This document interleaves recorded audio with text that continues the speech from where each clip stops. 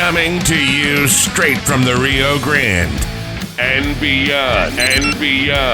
Broadcasting to the four corners of the globe. So grab your seat, your coffee, or your sundowner. Okay, everybody, here we go. On point, as always.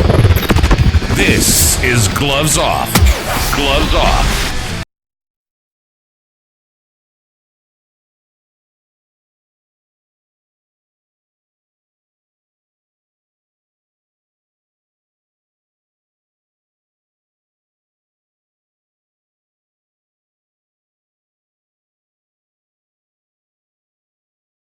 Back at you, Gloves Off, and today I have a great guest. It's Abraham Lugo, who's running. He's a candidate for City Council District 3. District 3, exactly right.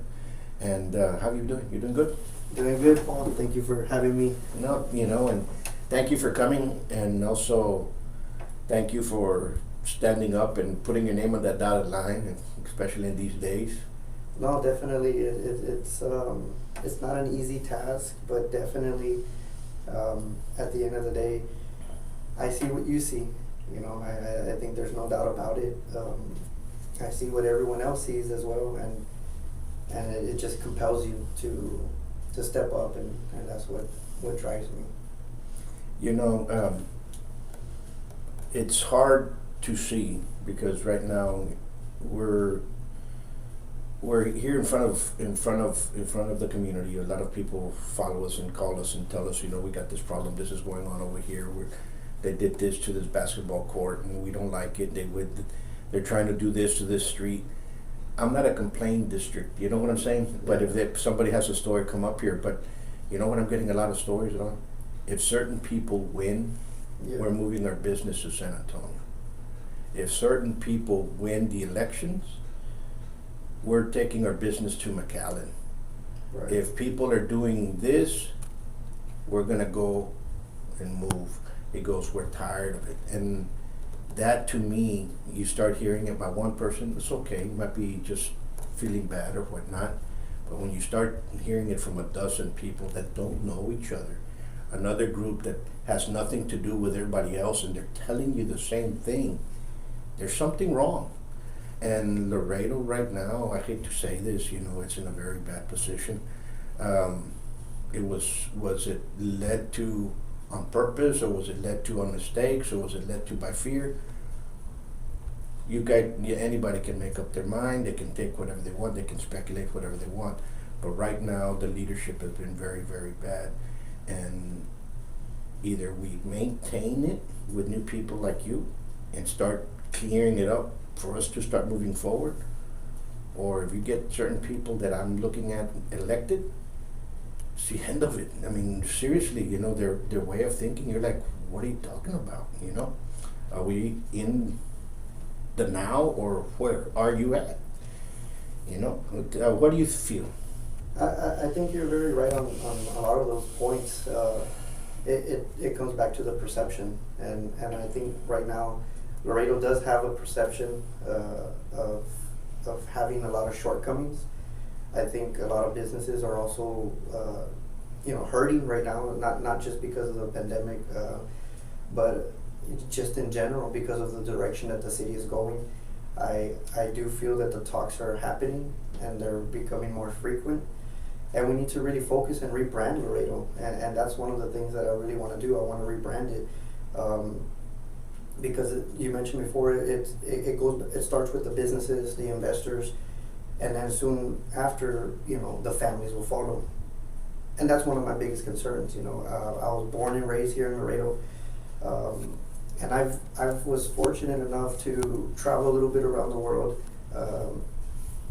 not just through family, but through my service in the Marine Corps. When I graduated high school in 2003 from United South, I joined the Marine Corps, and during that time, we were at the war on terrorism overseas, and during the trainings that I had in the service, and also going overseas, serving overseas in Iraq, you get to see a different perspective of where you come from, because clearly in situations like that, you represent your hometown, you represent your family. Sure. And you bring a piece of that with you, and you get homesick sometimes, and you start to notice all the beautiful things, you know, and those are the things that remind you what you're fighting for when, you know, we're over there. And I see it, and it really concerns me because, you know, this is a direction that we're headed to now, and I immediately know that we need to change this because, you know, I want to give my children an opportunity and everyone's children an opportunity to not have to only have an option is to move out. And if they want to start a business, I don't want them to feel that, well, I have to move out either because the quality of life here is not great, or if I want to start a whatever business, it's not going to happen here. I need to go elsewhere. So you find yourself in a double-edged sword here that, you know, either direction, it's not a good one. And we definitely need to change that perspective. We should be business friendly, and not just for our locals, because the outside investors are watching. Absolutely. And if they see how we're treating our local investors, well, they can only imagine that how are they going to treat me that I'm not even from here. Absolutely. We need to really band together, support business growth, economic growth, because it's all tied in together in every aspect. You know, as small as it might be, it's all tied in together, and we need to really focus on that and change the direction. That's one of the main reasons that's driving me to be here today, because, like I mentioned earlier before, I see what you see. I see it. You know, you're saying it, you're hearing it. You say 12. It starts with 12 people.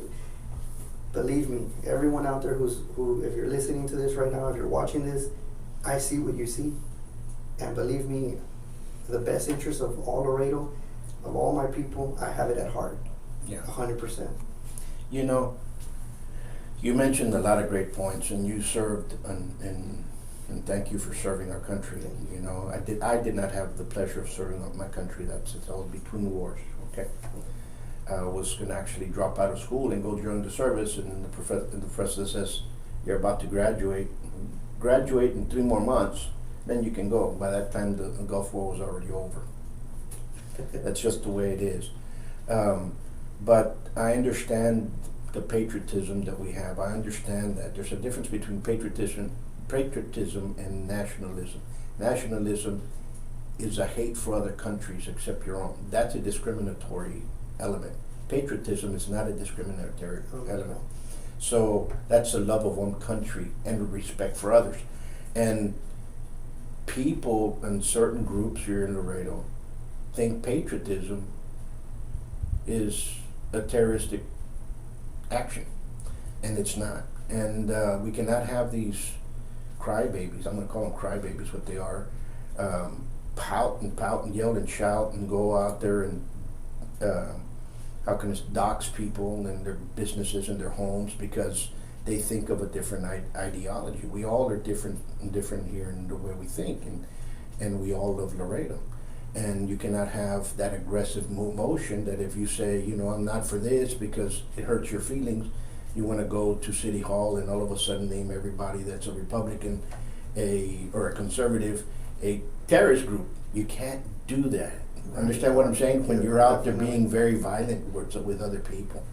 And you know, you can't say because it didn't allow you to paint butterflies on the telephone pole and on the street corner that people are hating you. People, listen, that is not a betterment of life. A betterment of life is let's have clean water, which we don't have.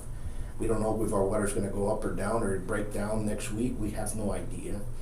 We have a police force that has gotten off the track of what they're supposed to do. We have to get them back in.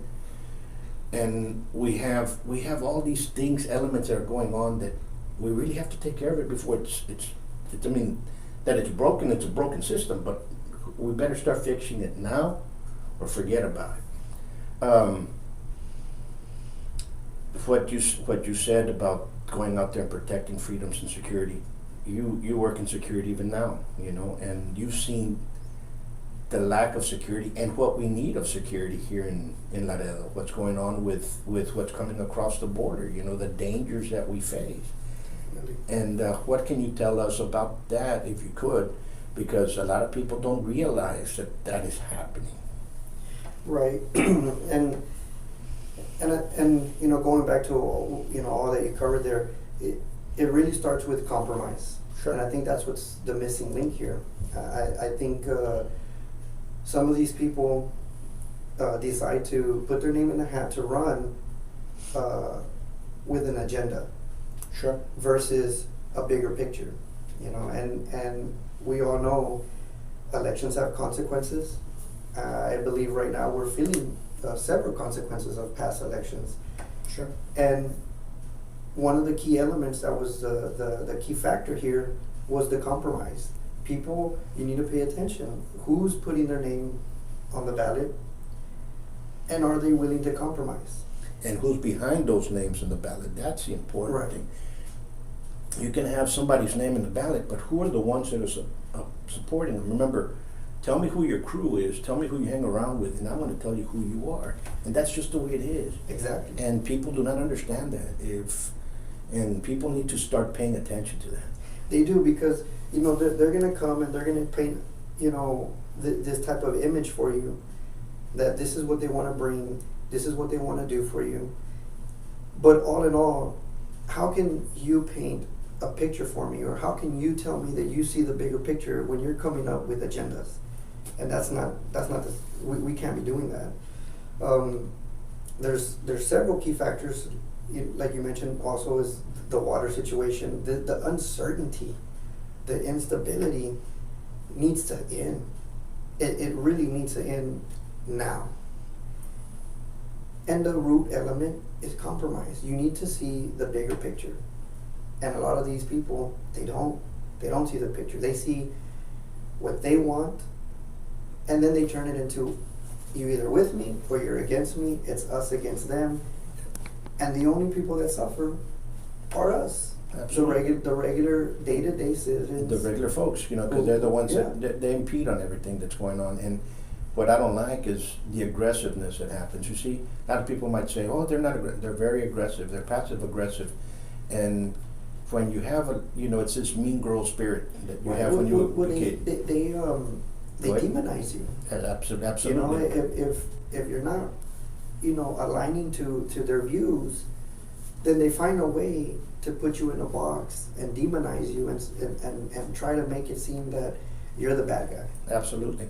And it's like I said, it's a bunch of hackling women that are out there just basically being mean-spirited towards everybody else. And if you don't like it, they're going to go and dox your business, dox everything else, and that's what they get. That's what kind of groups we have.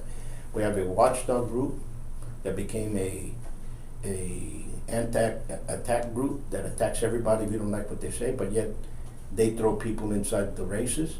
And you can't be a watchdog group, call yourself a watchdog group, and have candidates at the same time. It doesn't work that way. Right. You can't be an activist group and have political candidates inside. It doesn't work that way. That comes from an agenda, and those agendas are usually socialist agendas. And socialism, people say, what's the difference between socialism and communism? Just a flag. And it's just the same way. Let's call the color what it is. And I believe in the red, white, and blue. I believe that we have to have a middle ground, everything in there. I believe in everything that's going in. Yeah. But right now we're in troubled times. People might say, okay, we don't want a border wall. Okay. But look at this look at what's bringing in. Our kids are now becoming coyotes at a young age, and they're getting caught because now I can make $1,000 or $2,000 carrying illegals across 35, and then they get busted. Is that what they want for our kids? Is that the type of business work, trades that they want? Right. I'd rather see them. Let's put security here, and let's have them in good vocations. Yes, I think security is a key factor that our community is very concerned with. Even though it doesn't get pushed as much, or it doesn't get talked as much, but it is, and that's a key element in my profession that doesn't get talked much about. In the law enforcement community, you don't, on a day-to-day, the public doesn't realize how we come in contact to the young children, the youth of our community, and how they're they're taken off the path, and they begin a criminal career, and we try so hard to keep them on the right path, and unfortunately we can't save them all, and we don't talk about this, or it doesn't get televised or published in some form or fashion, but we feel that pain. We feel the pain of seeing the potential that our children have, and knowing that we're losing them to the streets, and in a lot of cases there's nothing we can do, because at the end of the day it's a root element from the family. It starts at home, and that's something that we need to focus on too. We need to straighten our community homes, whether it's economically or mental health. Yeah, There's so many aspects that we need to strengthen our family element too, because that's the building block to success, is having a cohesive environment for our children to grow in. And if you're not going to be the parent, believe me, the bad element, they're more than willing to step in and grab them and take them forth. Yes. And that's social media is doing it. So we really need to focus on our community and our values, and we need to analyze our direction and all, because it's all connected one way or another. One missing piece could crumble an entire wall. Absolutely. And right now, the missing piece right now is the lack of security that we have at our border, and the amount of crime that's actually coming across. I'm not talking about people, the immigrants coming over. There's good people over there. There's great people that want to come over and make a betterment of life. Yes. I think the immigration problem is Congress's fault for kicking that can down the street and not making it, I'm not saying easier, but relatively for everybody to be able to go through the process. Understand what I'm saying? Yes, I can see, without knowing exactly the intricacies of the process myself personally, I can see the frustration. I think everyone can see the frustration, sure. and unfortunately they're left with very little options, and they make the decisions that they do for whatever reasons, and all I can do is try to provide the security, the protection to the best of my ability, to the best of our surrounding agencies that are responding to this crisis or this situation. That's all that we can do at this moment, short of waving a magic wand and making it all disappear. I mean, we can't do that, but it is very dangerous, and I know that doesn't get shown much on TV unless something super tragic happens or some type of headline. If it's not a headline for certain media outlets, there's no point. They're not going to tell you. Absolutely. But we see it day in day. Like it's a day. It happens on a daily. How many immigrants are coming over here?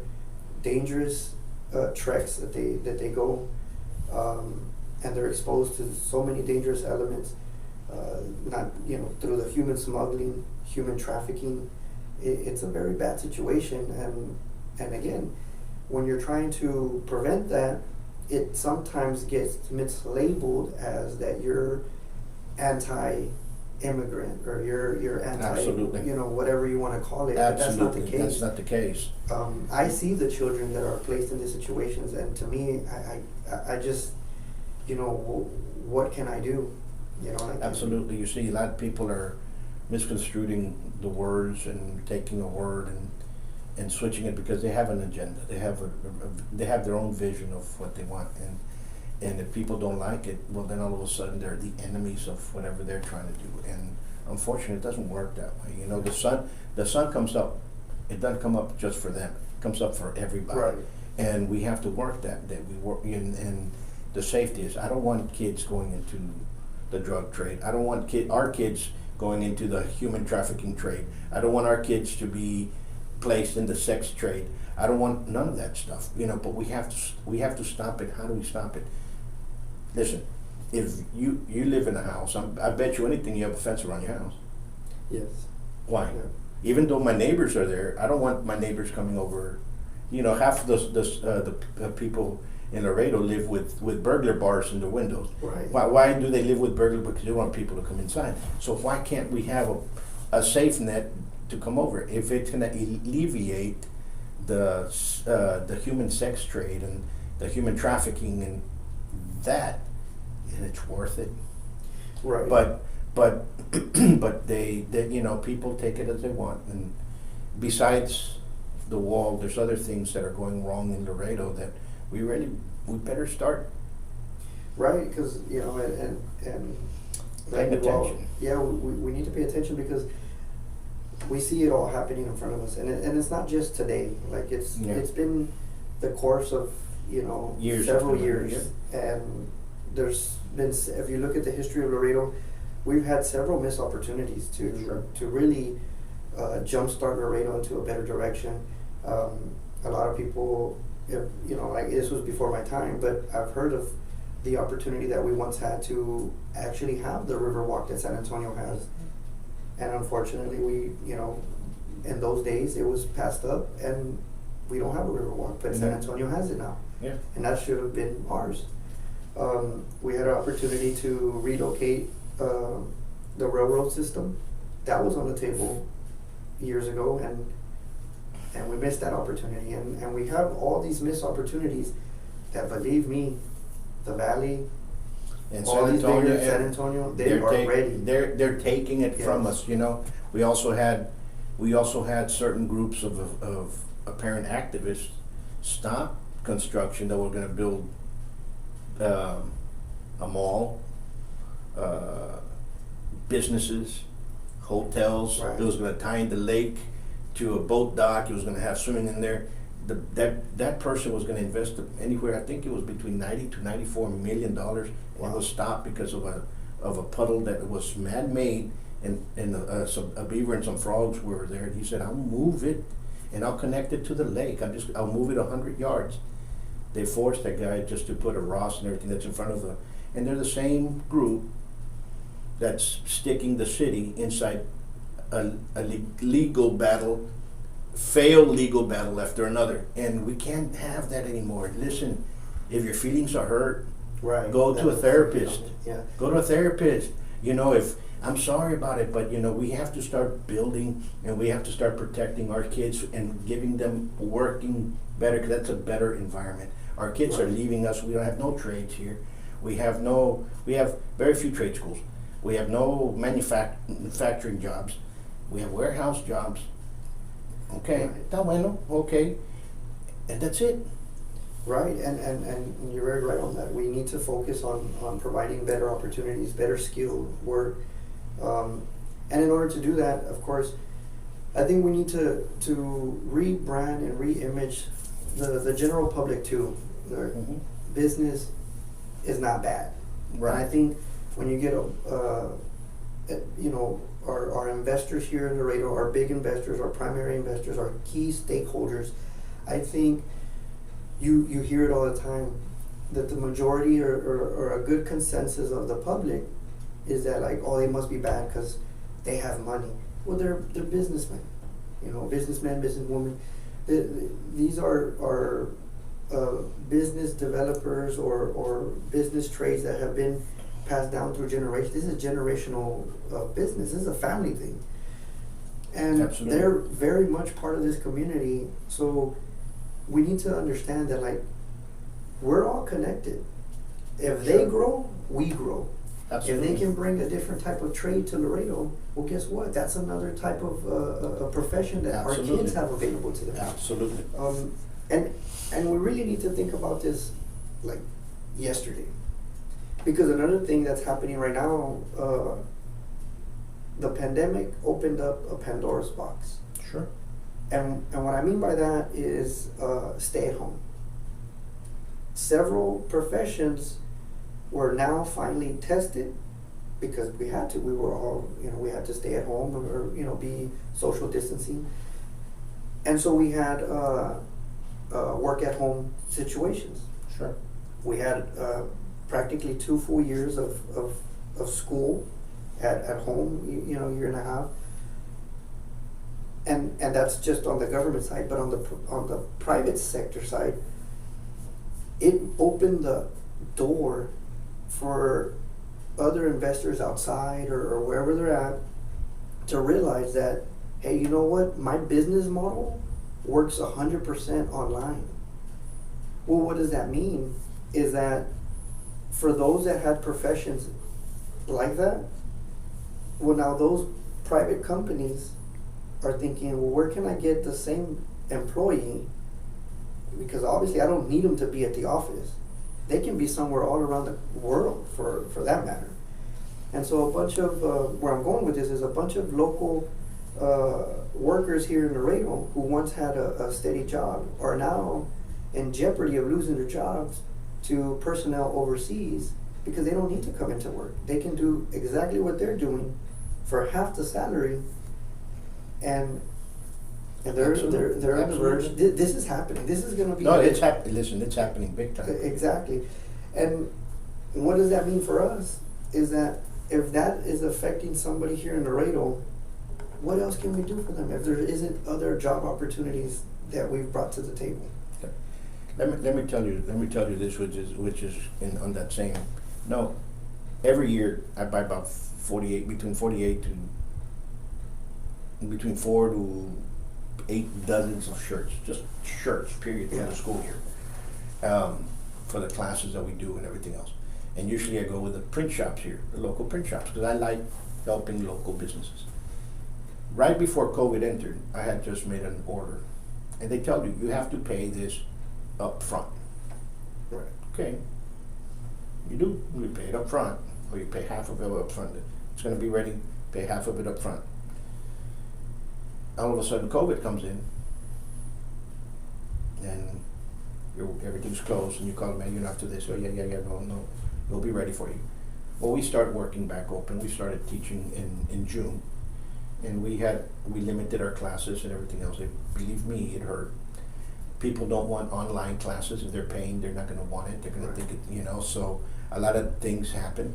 A lot of schools closed. A lot of martial arts schools closed. A lot of people. Well, anyway, I called the person. I go, are you working again? No, this person has COVID. He hasn't come in. Well, by the time you knew it, 6 months had gone by, and the same excuse that somebody had COVID, that's why they hadn't given you your shirts. But you already have money, so I told him, give me back my money. No, ya va a estar en la próxima semana. I went over there, the business was closed. Okay? So you go tell another shirt place here, oh, we're gonna charge you this.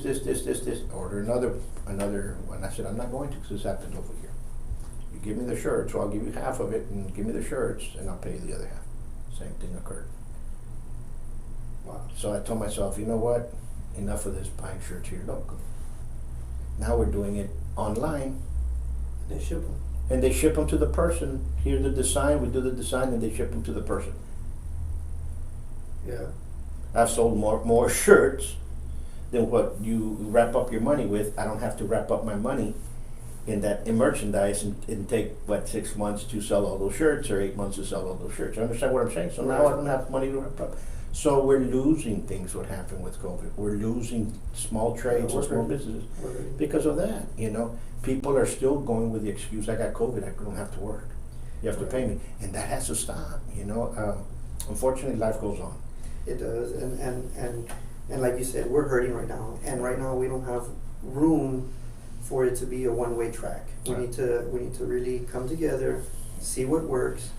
If it's not 100% something that you align yourself with, but it works, then we need to take that. Sure. We need decision makers, and I think that's one of the things that our city government needs to work on. Sure. Everybody wants to be the guy or the gal.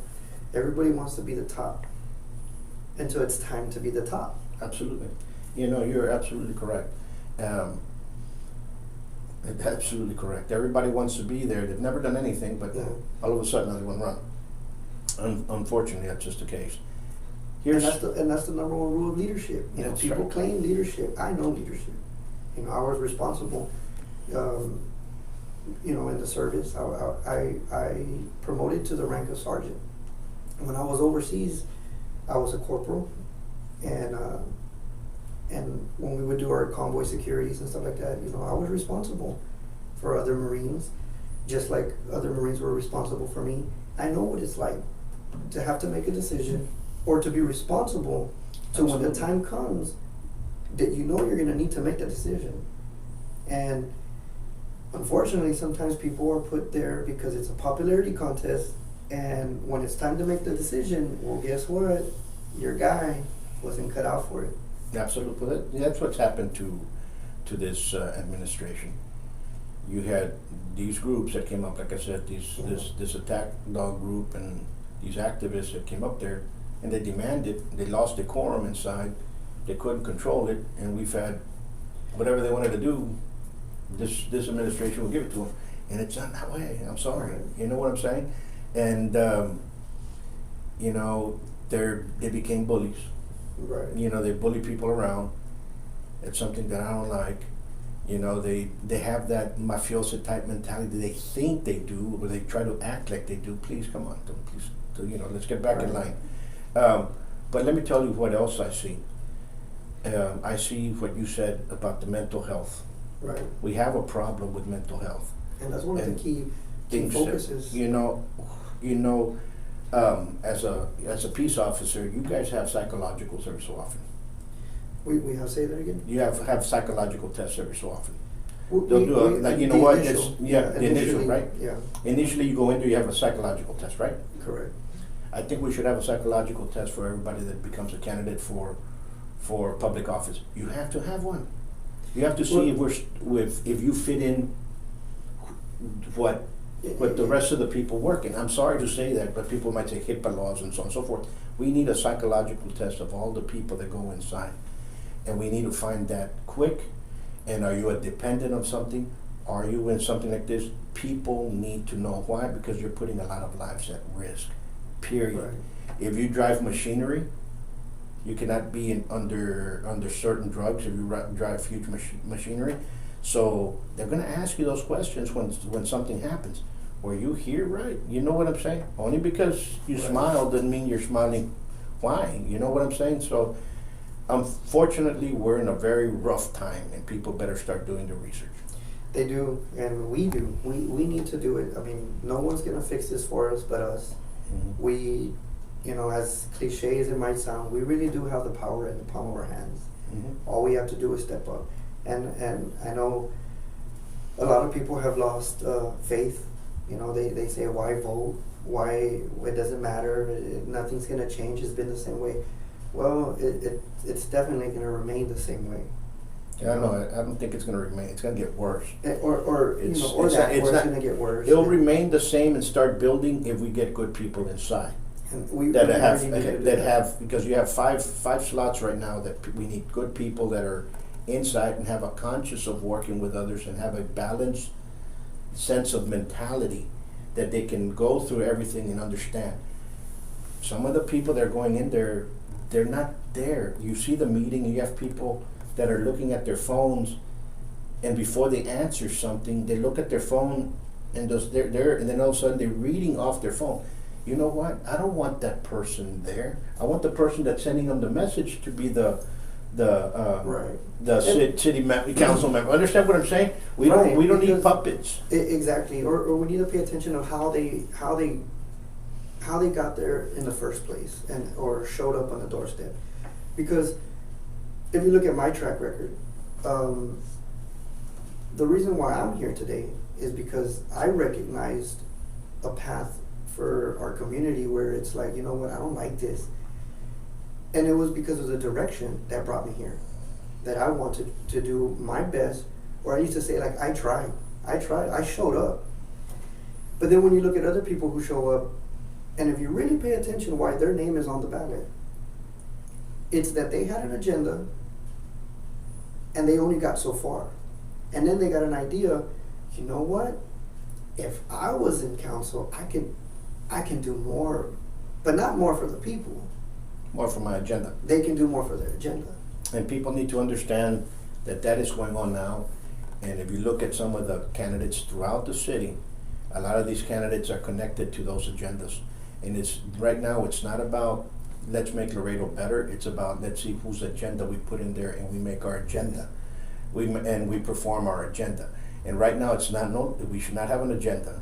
You should be there. Let's clean up Laredo and let's make Laredo better. And if they show up with a long laundry list of things, that's already red flags, because you know what's a red flag? When you see a sign that says integrity, transparency, leadership, and equality, and all of a sudden you go in there and they're the worst ones. You're like, really? Right.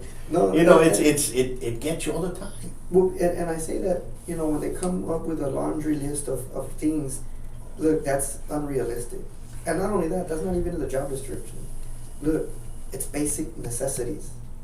If you just stick to the basics, everything will fall into place. Listen, I'm going to tell you this. If you cannot go in your district and make sure that there's potholes are fixed, the fire hydrants work where the trash is taken care of, the signs, the water, the road, everything else is going synchronized. All the traffic lights, all the roads are synchronized. The water, the trash pickup, those are the police. Basic that's services. it. That's it. And if you can't do that in 4 years, you shouldn't get another 4 years for you to figure out what you didn't do these past 4 years. Right. Understand what I'm saying? Yeah. So I think number one, Laredo should go in there and say, you only have four years. Out you go. Right. If you can't fix it in 4 years, what makes you say you're going to fix it in another 4 years when you didn't do diddly squat on the first 4? Right. You're not. Understand what I'm saying? The only thing you're doing on the next 4 is learning how to take money and move money for those people that helped you win. Right. But anyway, we can go in there but let's look at another point. Yeah. We have a lot of kids, like you said, that grow up by themselves, that take off on the wrong side of the road. A lot of things are pointed and they're said, it's because they don't have father figures in their life. Their fathers are not in their lives, and we all know that there's a lot of fathers and families split up. Some kids are born out of wedlock, but there's fathers that actually care for their kids. And when they go to get custody, those parents are usually male. There's females involved here, are called non-custodial parents.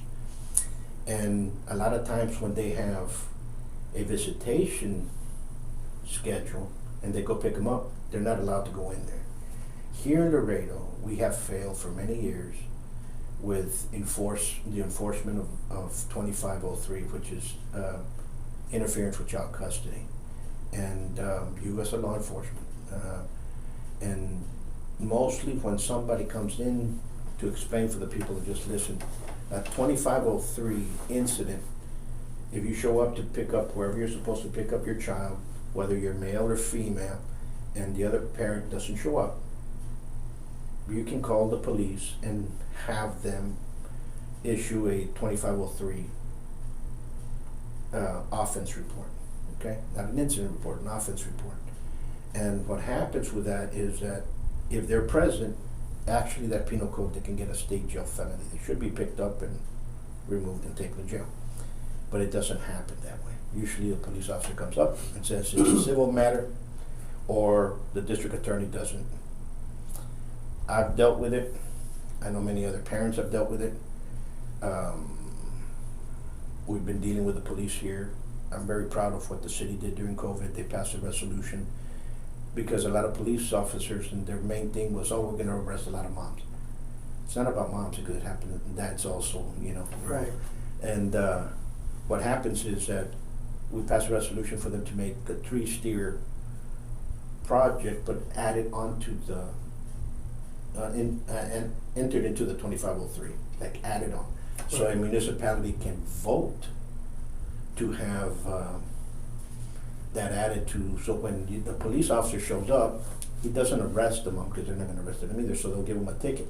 On the third one, if it's consecutive, or when they receive their third one, then they can pick them up and take them. That, to me, the importance of those type of violations, it leads to something called parental alienation, which affects a lot of kids. And it affects them into adulthood, and a lot of them are not right. And when we start talking about stability in the mind. That a lot of kids have done that, you know, and Yeah. and I feel sorry for them because you know, some of them grow up and all of a sudden they say, "Oh, that happened to me back then." It's a form of child abuse. What would you? What do you think? And if you were placed in a position to vote that in, if it becomes law, would you? I think definitely we need to, you know, provide all types of resources or you know, I can't really find the word, but definitely access to better the family situation at home. Statistically, if you do the research, it's been very well written, proven, published by many professionals that a stable home, Sure.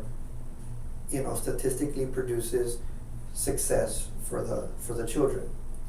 Not to say that if it doesn't happen, you know, it's all is lost. But it does. I mean, these statistics are very high, you know, or disproportionate. And I think what we need to focus on too is not just the laws or legislation, you know, that are going to put parents into a situation where we force them, or you know.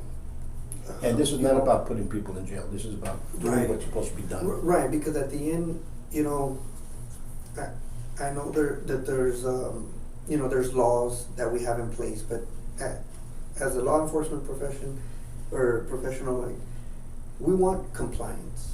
You know, you know, the media might portray us as that, like, oh, we're just out there to, you know, to hammer people, but at the end of the day, we want compliance.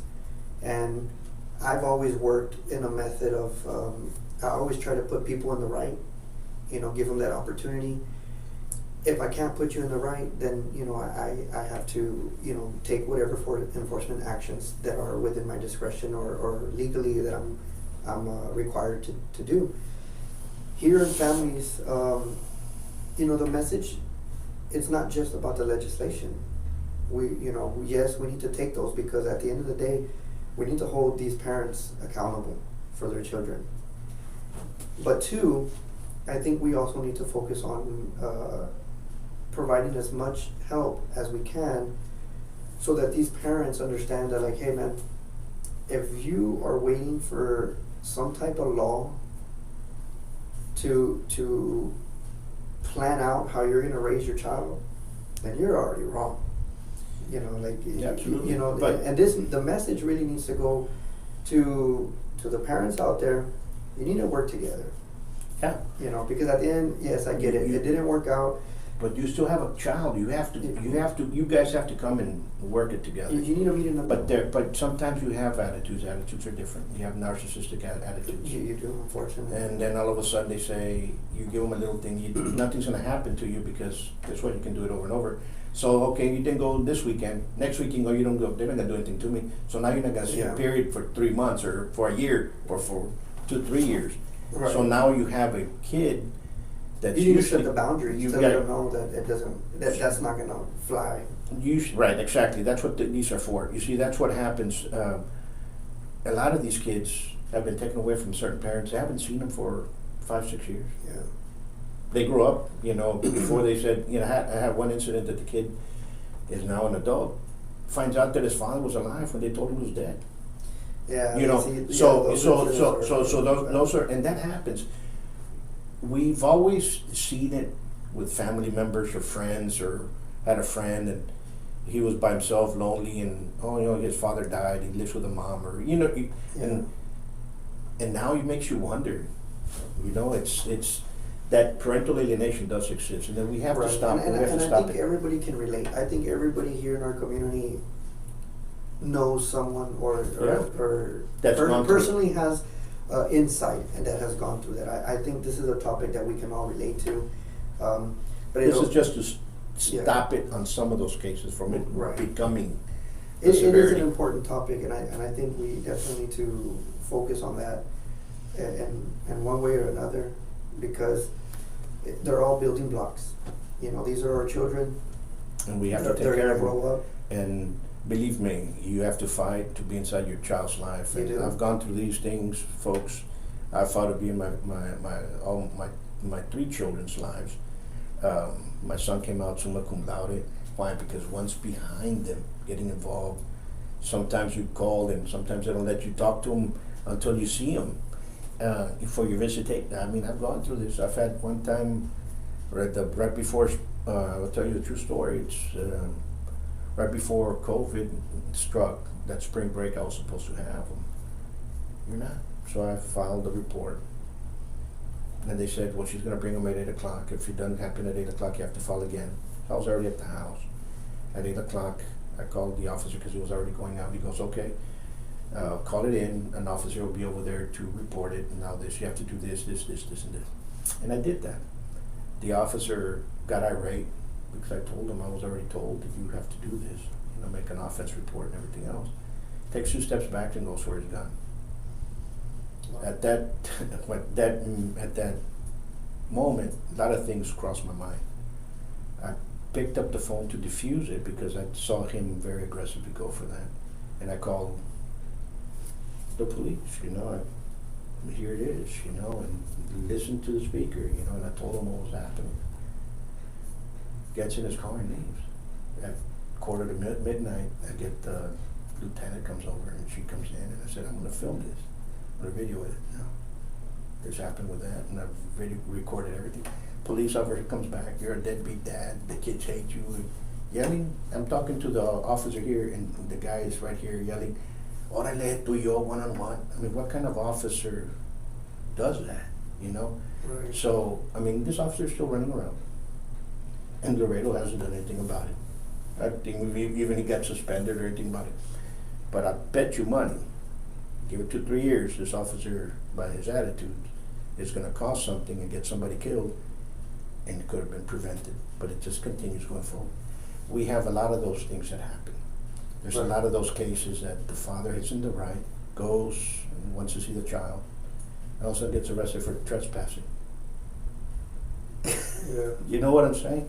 So we really have to start looking at the whole thing as an entity, and how can we fix it? And we do, and I guess one of the things that I really do want to make sure it doesn't happen is, the public sometimes, or I say the public, but like in these situations, some of these parents, what they do is they weaponize law enforcement. Yes. And I see that it's happened to me personally. In 2014, when I was running, it was my own law enforcement was weaponized towards me. Everything was cleared, of course, and of course it was all unfounded. But that's some of the things that we also want to avoid. Where you get these calls, and unfortunately, these with the experience that some of these officers have, they already know. They know what's happening. It's not that they care. They're trying to weaponize them to hurt the other parent. But what they don't realize is it's really hurting the child. And it's hurting the child, and things like that occur. And to me, it's all about the children. And we need to make a better life for them in the future, for them to have those freedoms, the security, the safety. All that has to occur. We lost the war on drugs. Yeah, I mean, we lost the it. reality Now, is it's a way of life. It's something we can combat it as much as we can. So now the only thing is, okay, we put a fence up across the border. The drugs are still going to come in somewhere or another, but that fence gives us a protection that it doesn't mean as much, and then we can start at least funneling in areas and start clearing here and there, right. and it's just so much Lugo that we have to fix. That first we have to start fixing our own backyards and our own streets and our own water, and we have a lot of that to do here in Laredo. Yes. And I'm glad, like I said, I'm glad that you're running. You have my full support. Thank you. And I'll say that openly here, I will support you completely. There's no way I'm going to vote anybody in that especially leans towards a socialist agenda. I'm sorry, it ain't going to happen. No, and one of the biggest messages that I want to give out to the people is, as for those that are familiar with my background, I've served my country. I'm serving my state now, and I want to serve my city. Mm-hmm. And I only ask to all of the district, send me to City Hall. Send me to City Hall, and I will push us to the direction that we need to go. For all the local business out there, for all the community out there, I see what you see. Believe me, I get it. And with me, you'll have stability. You'll have a decision maker, accountability, and compromise. At the end of the day, it's the bigger picture. I'm not here for me. I'm here for the people. And for the people, and I understand everybody's feelings out there. There's way too many Right. people here in Laredo. And when you go in there and you represent everybody, you have to represent all the whole spectrum. You can't Right. say, I'm just going to represent this one person. But you can't have people that are going to say, we're only going to do this, and if you go against us, we're going to go in there. I'm not going to support a group of individuals that because you're a conservative or because you voted Republican or you supported the Republican cause, all of a sudden now you're a terrorist. Right. And they wanted to pass a referendum in council that they were terrorists. And I go, really? Why don't we change it around the other way around? Yeah, we're all one community. I mean, You know, we all have- we all have that to different- me is dangerous. It is, and we can't have that. We're all one community. We need to band together. We were getting through a very difficult time. We went through a very difficult time during the pandemic, where there was a lot of uncertainty. I think a lot of people were exposed that were supposed to be leaders and turned out to be Absolutely. the quite opposite. They weren't ready. No, they weren't either. And we You can't are a afford leader, that. no, And we can't afford that. that. Exactly right. We cannot afford somebody to go in there. I'm going to try, It- I'm going to try to see if I can. No. I'm Well, sorry. and Enough the of biggest that. thing too is it had never happened before, but now we were in a situation where lives were actually at stake, and it changed the game. It really did, and now you saw some of the fear, and you can't have that. The public needs to be motivated. It needs to be sure that its leaders are fearless, calm, calculated, and ready to get the job done.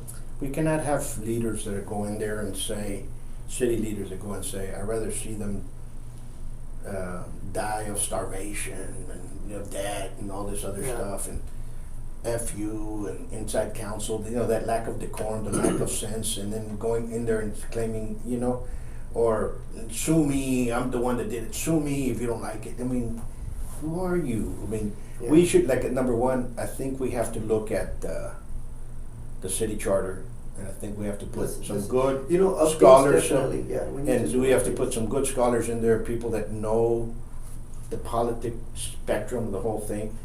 And you know what? First thing, you got 4 years, buddy. If you can't make it in 4 years, we're not going to give you another 4. And you know what, Paul? I'm glad you brought that up real quick, because that's exactly my promise. I don't need another 4 years. If I do not perform my duties within 4 years, you have my word, I will not run for a re-election, because I clearly proved that I'm not capable of doing and delivering what I said I was. Listen, you come from the pugilistic standpoint as well as I do. You go in the ring, and some people want to do boxing. They hit the bags, man. Pa, se oye la bolsa. Se traen la chinga. Man, this guy goes in there and hits you, he's going to knock you out. First time he spars, he poof. You know what I'm saying? It's not that he has a glass jaw. He doesn't have it in his heart. No, it's you know what I'm saying? It's the Mike Tyson. Everybody has a plan until they To get hit them. in the face. Yeah, And we got hit hard with COVID, and every single one that was up there, poof. exactly. But there were only 2 people. Now I'm going to tell you this: there were only 2 people when it all happened, and I was looking at the meeting. There were only 2 people on that Tuesday when they had their emergency meeting that said, "What about the small businesses?" And that was Councilman Vidal Rodriguez and Councilman Mercurio Martinez. What about our small businesses? What about our businesses? What's going to happen to them? And the rest of them went through and shut everything down and do this and do everything. They could care less about what happened. And a lot of those small business owners went into severe depression. In fact, I helped many, and thanks to Pilar of Laredo, I sent a bunch that way, and that's a good organization. And I'm not patting myself in the back. I'm just telling you that you just open your hands, and if you can help somebody, you're going to do that.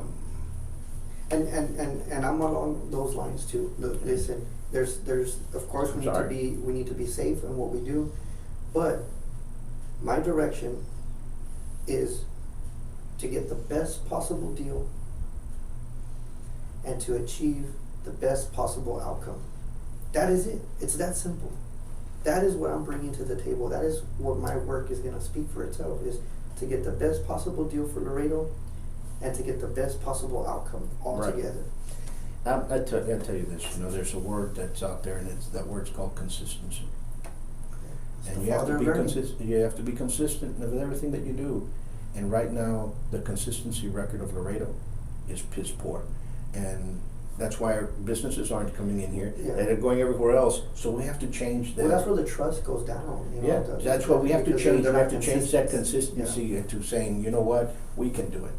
And I'm gonna tell you why, folks, because I was gonna bring in. I'm not gonna tell you who I was gonna bring in, but I was gonna have a speaker come in, a very famous speaker. Motivation, business, a bunch of stuff, and it was going to be something that was coming in. They charge, and I said, sure, I think we can do it. I think we can have it.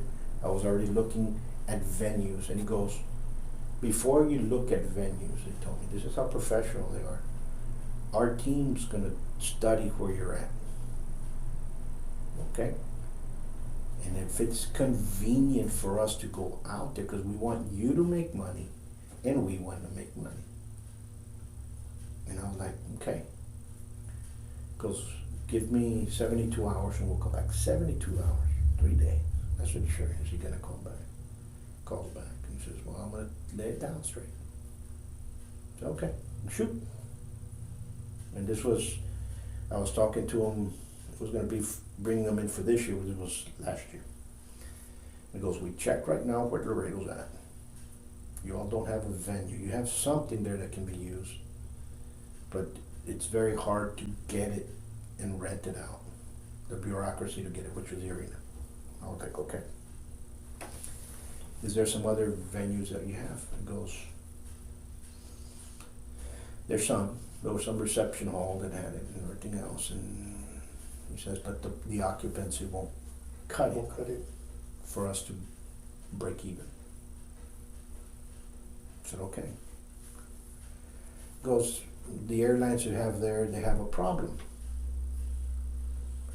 American Airlines cancels half of their flights leaving out of Laredo every day. And I was like, okay. Goes, so they have a record of cancellations to and from. So it's going to be very hard to set straight when we get in and when we leave and so on and so forth. I'm like, oh, okay.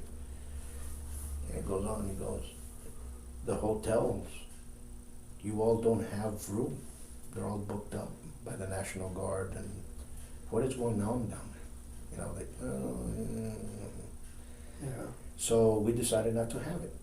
They're looking at Laredo to make money. He says, why don't you and another gentleman try to see if we can do it in San Antonio or in Austin. I'll get you to the person that's interested in Austin. And why don't both of you go half and half? And I was like, okay. You understand what I'm saying? Yeah. Go, so these are people looking, and people say, oh no, we can do whatever we want. No, not really. No, we can't.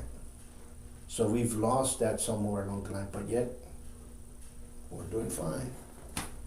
The smoke screen, the smoke screen, the air came in, the smoke went. People are now seeing it.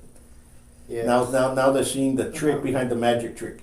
But we need the action though. So people right now are seeing that, and I think the action is people are standing up and they're asking for their money back or they're leaving. And that's where we're at in point in time now. And if I could just say, like a couple of closing remarks, we need the action. There's only so much I can do. I'm showing up, but I need the community to show up for me, to support me. If somebody wants to help you in your campaign, how can they get hold of you? I have my Facebook campaign Facebook running. So through social media, it has my contact information. They can message me there, give them a phone call. or they can call me direct at 956-251-1325. But all that information is there on the Facebook campaign site. They can contact me there, and I'll make myself available. I'll make arrangements, or if they have any questions or concerns or ideas, anything that they wanna kind of address with me. If they want to join the team, support in any way that they can, I welcome it. As a whole, I do need the community to really sit down at the dinner table as a family, and understand that everything that they see and they feel that they see where the city is going. I see it. Believe me, I see it. That's why I'm here. I see what you see. There's no secret here.